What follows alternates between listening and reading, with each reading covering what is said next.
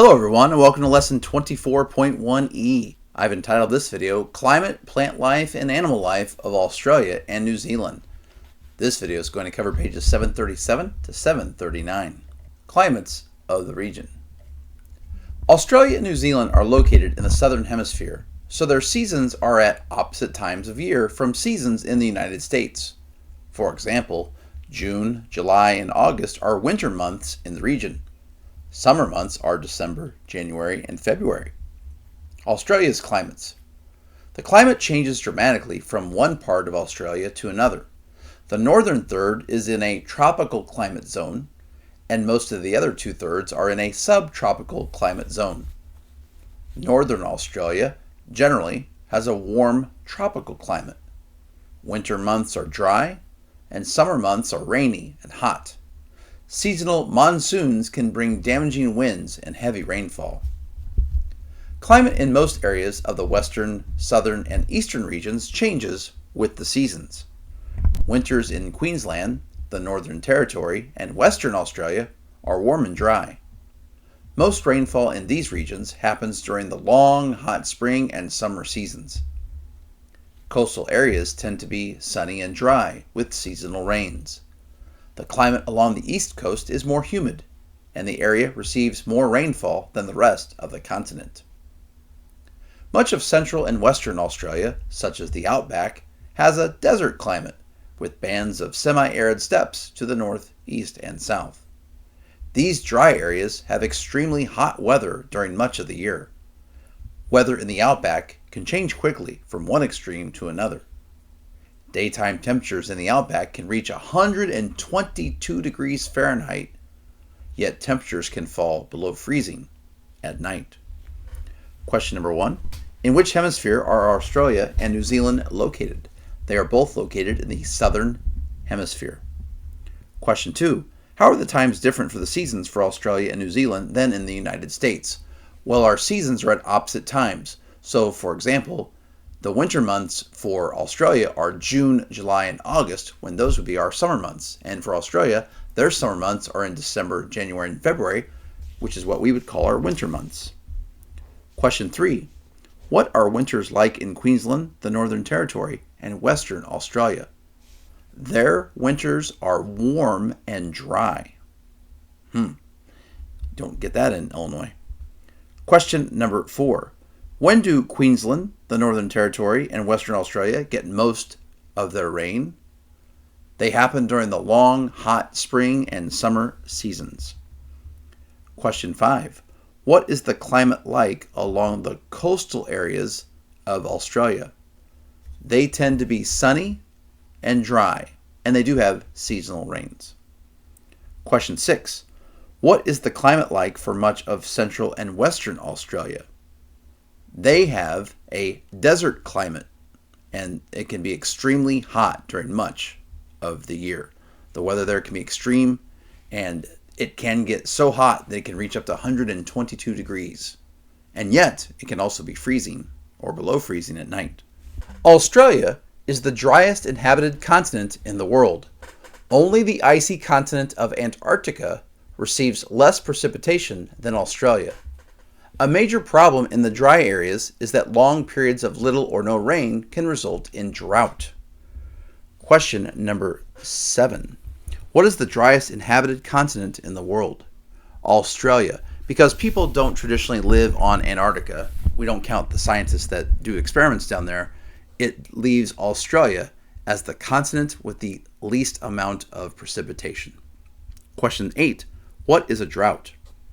A drought is defined here as a long period of unusually low precipitation.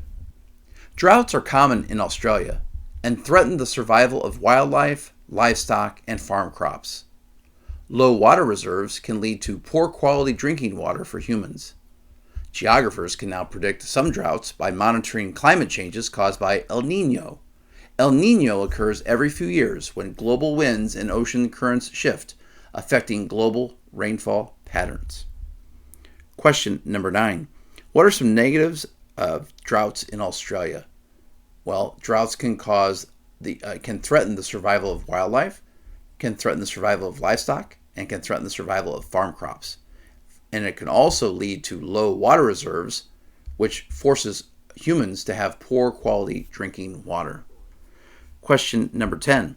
What is El Nino?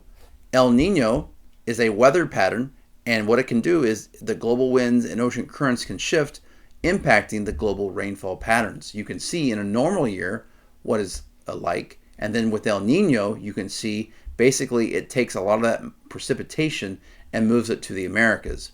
And I think this chart down here, this graphic, does an amazing job of showing you what a normal year is like, and then how El Nino can impact and take all that precipitation and send it towards the Americas. Thus, you get what can look like this for Australia, some very drought-like looking conditions. New Zealand's climates. New Zealand's climate is as varied as its land. Climates range from subantarctic in the south to subtropical in the north. Most areas on North Island and South Island have mild, temperate climates. However, with average daily temperatures between 86 degrees Fahrenheit and 50 degrees Fahrenheit. For most of the year, temperatures on North Island are higher than temperatures on South Island. South Island experiences the hottest summers and the coldest winters in New Zealand. Both islands receive plenty of rain, keeping their forest and grasslands healthy. Although average temperatures are generally mild and extremes of heat and cold are rare, snow does fall in New Zealand. The central region of South Island experiences the coldest winters of any part of the country. Highland zones, such as the Southern Alps, receive the most snowfall. Question number 11. What is the climate like in New Zealand? Well, first of all, it's varied. Secondly, it can range from subantarctic in the south all the way to the north, where it can be subtropical. That being said, most areas of North Island and South Island have mild, temperate climates, and both islands get plenty of rain. And occasionally, New Zealand can get snow. Plant and animal life. If you have seen any pictures of plants and animals from Australia and New Zealand, you already know that many of them are unusual. Why are plants and animals in this region so different from living things in other parts of the world? The land masses that would become Australia and New Zealand separated from other lands millions of years ago. The animals and plants living on these lands developed in isolation, separated from living things on other land masses. Over millions of years, the plants and animals in Australia and New Zealand adapted to live in their own unique environments. Question 12. Why are plants and animals in Australia and New Zealand so unique compared to plants and animals in other parts of the world? Well, because of the reasons the Australia and New Zealand land masses separated from the other land masses in the world, and because these animals and plants lived in isolation, they were separated from these other living things, and so they were able to adapt over millions of years ways to deal with their own unique environments. Plants and animals of Australia. Bandicoots, pictured here, kangaroos, pictured here, and koalas, pictured here, are 3 of the 150 native species of marsupials in Australia. A marsupial is a type of mammal that raises its young in a pouch on the mother's body. Marsupials vary in size from tiny kangaroo mice to 6-foot-tall gray kangaroos. Question 6. What is a marsupial? It is a type of mammal that raises its young in a pouch on the mother's body. Question 14. What are 3 examples of marsupials? Marsupials can be bandicoots, kangaroos, koalas. In the driest regions of Australia, water can be difficult to find. Over time, many native animals learned to get water from plants. The leaves, stems, and roots of desert plants contain water. Koalas adapted to eating only one type of plant, the leaves of the eucalyptus tree. Eucalyptus trees are native Australian evergreen trees with stiff, pleasant-smelling leaves. And you can see the eucalyptus trees pictured here, and you can see the koala having a nice little meal right here. Question number 15. How do native animals in Australia get water when Australia is a dry place? They've learned to get them from plants. They get the water from the leaves, the stems, and the roots of these desert plants, which all contain water. Question 16. What is a eucalyptus tree?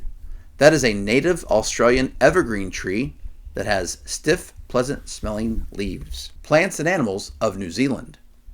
Many of New Zealand's trees, ferns, and flowering plants are unique to New Zealand and cannot be found on other continents. Much of the land is covered in hardwood beech tree forest.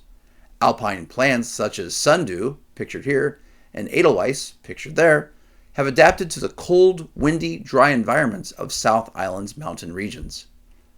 Lizards such as geckos, pictured here, are common sights in New Zealand. Other reptiles such as the chevron skink, pictured here, have become rare. Long ago, New Zealand was home to two types of flightless birds, the kiwi and the moa. The moa, pictured here, was hunted to extinction, but the kiwi, pictured here, was more fortunate. Today, the kiwi is a common sight on both islands and has become a symbol of New Zealand and its people. Question number 17. What makes many of New Zealand's trees, ferns, and flowering plants unique? They can only be found on New Zealand and cannot be found on other continents. Question 18. What are some unique creatures found in New Zealand? Well, you have the geckos, you have the chevron skink, and you did have the moa, although no longer, and you have the kiwi. Question 19. What happened to the moa bird? It was hunted to extinction. And question 20. What is the kiwi bird? Well, much like the moa, it's a flightless bird, meaning it doesn't fly, but because it has survived and become a common sight on both islands of New Zealand, it has become a symbol of New Zealand. And it's sort of like, for us, our bald eagle. Well, thank you so much for watching. Before you go, I've got this Far Side cartoon for you, since we talked about kangaroos. Well, if I'm lucky, I should be able to get off this thing in about 6 more weeks. Thank you so much for watching, and have a great day.